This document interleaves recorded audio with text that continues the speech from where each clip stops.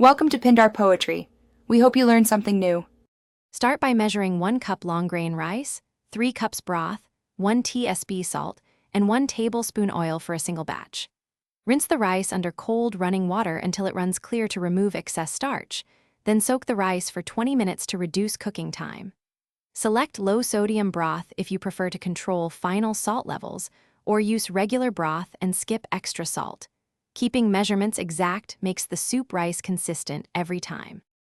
Pour 3 cups of broth and 1 tablespoon oil into a medium pot and bring to a rolling boil, then stir in the drained rice and 1 tsp salt. Immediately reduce heat to low, cover the pot tightly, and simmer 15 to 20 minutes without lifting the lid so the steam cooks the rice evenly. If the rice remains firmer than you like at 15 minutes, add up to 1/2 cup more broth, recover, and continue simmering for 3 to 5 minute increments until it reaches the desired porridge-like consistency. When the rice reaches a soft, soupy texture, remove the pot from heat and keep it covered to rest for 10 minutes so grains absorb residual liquid and swell uniformly. After resting, uncover and gently fluff the soup rice with a fork.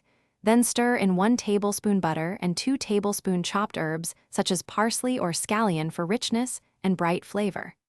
Taste and adjust seasoning with additional salt or 1 tsp soy sauce. Then ladle hot soup rice into bowls and serve immediately.